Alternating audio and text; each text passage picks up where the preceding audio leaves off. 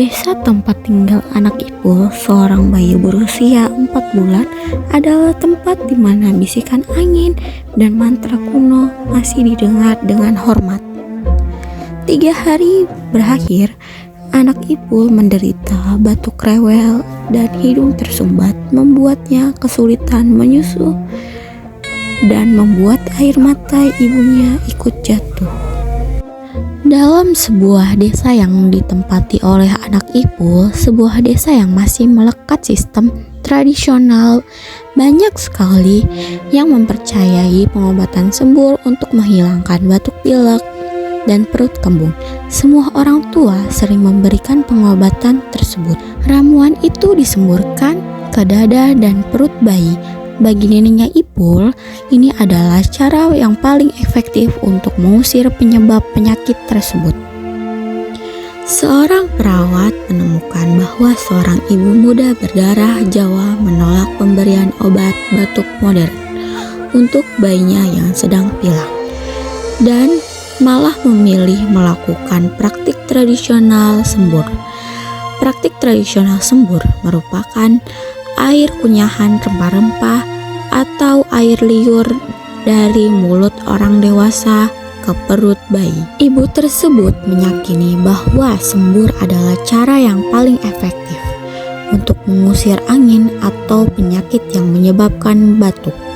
Sebuah keyakinan yang berakar kuat pada kosmogoni dan praktik pengobatan tradisional Jawa. Menyoroti perlunya sensitivitas budaya dan upaya untuk mengintegrasikan pemahaman kesehatan modern dengan pengobatan terhadap sistem kepercayaan tradisional untuk mencapai kepatuhan pengobatan yang optimal.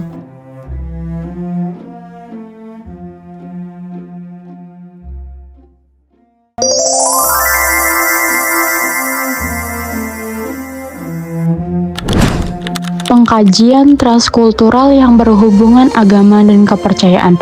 Bagaimanakah agama dan kepercayaan pasien mempengaruhi sehat dan sakit? Agama dan kepercayaan memengaruhi sehat dan sakit dengan membentuk cara pasien memahami penyakit, mengatur perilaku kesehatan, misalnya pantangan makanan, penggunaan obat tertentu, atau ritual spiritual, memengaruhi penerimaan terhadap tindakan medis, serta memberikan dukungan emosional dan spiritual yang dapat membantu proses penyembuhan.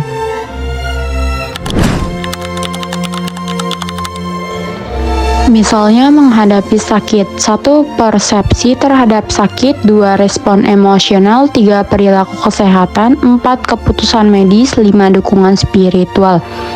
Penyebab sakit. Sakit dapat terjadi karena infeksi, kondisi lingkungan yang tidak sehat, dan kebiasaan hidup yang kurang baik seperti pola makan tidak sehat atau kurang istirahat.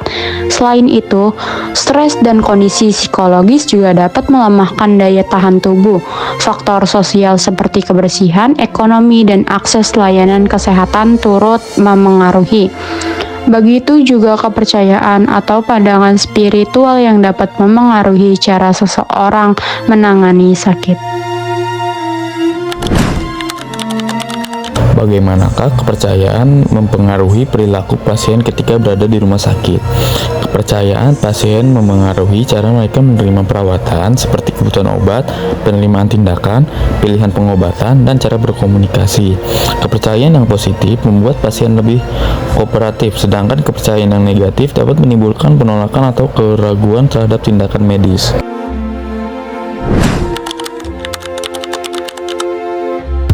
Bagaimanakah kepercayaan mempengaruhi perilaku pasien ketika berada di rumah sakit? Beradaptasi dengan ketentuan rumah sakit dilakukan dengan memahami aturan, mengikuti instruksi tenaga kesehatan, dan menjaga sikap tertib agar perawat berjalan lancar. Bagaimana beradaptasi dengan ketentuan rumah sakit? Beradaptasi dengan ketentuan rumah sakit dilakukan dengan memahami aturan, mengikuti arahan tenaga kesehatan, menjaga kebersihan, serta berkomunikasi dengan baik agar perawat berjalan lancar. Bagaimana beradaptasi dengan ketentuan rumah sakit? Pasien beradaptasi dengan ketentuan rumah sakit dengan menyesuaikan kebiasaan dan praktik keagamaan mereka agar tetap sesuai aturan medis. Sementara perawat membantu memastikan kebutuhan spiritual tetap terpenuhi tanpa mengganggu keselamatan perawatan.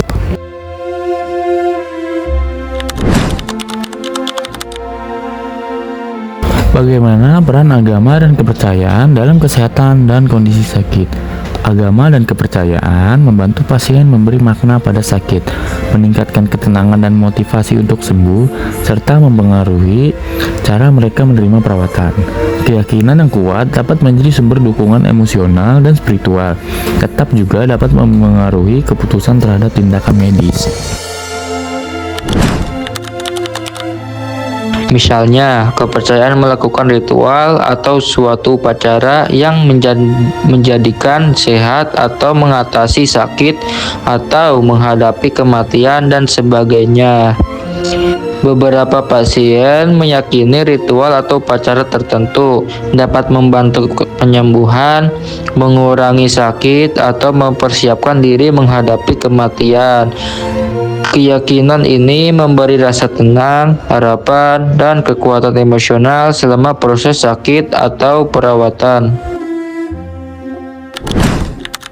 Bagaimana cara dan bentuk upacaranya apabila ada ritual untuk penyembuhan sakit atau peningkatan kesehatan?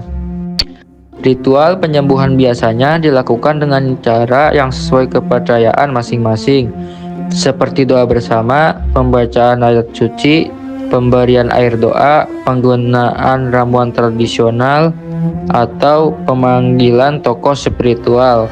Bentuknya dapat berupa upacara sederhana di rumah, kunjungan pemuka agama ke rumah sakit, atau praktek budaya tertentu yang diyakini membantu kesembuhan. Dalam pengkajian transkultural, perawat perlu mengetahui jenis ritual, siapa yang memimpin, waktu pelaksanaannya, serta batasannya agar tetap aman dan tidak mengganggu perawat medis. Apakah peran pemuka agama dalam penyembuhan sakit atau peningkatan kesehatan? Misalnya, kiai, pendeta, pastor, Buddhis, biksu, dan sebagainya. Orang yang nyembur tidak harus pemuka agama atau orang pintar, tetapi jika ada orang tua atau keluarga, boleh dilakukan dengan orang tua atau keluarga terdekat.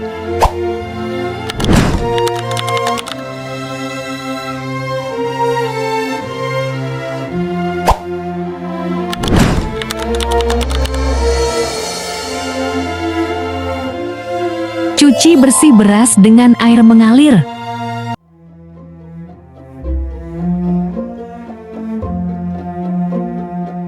Cuci bersih 1 atau 2 siung kencur,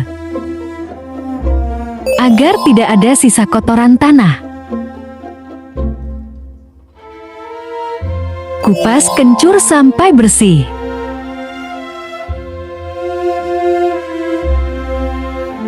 Agar lebih nyaman untuk mengunyah.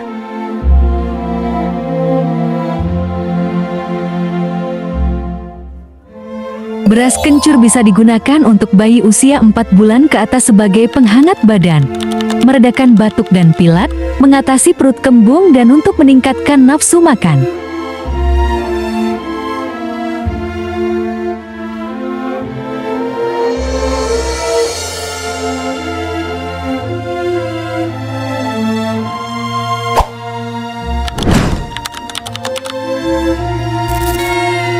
Manfaat beras kencur untuk bayi.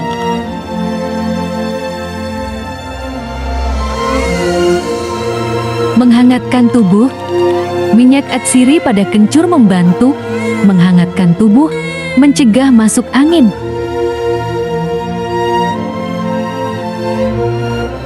Meredakan batuk dan pilek. Membantu meredakan gejala batuk dan pilek secara alami. Mengatasi perut kembung, membantu meredakan perut kembung dan gangguan pencernaan.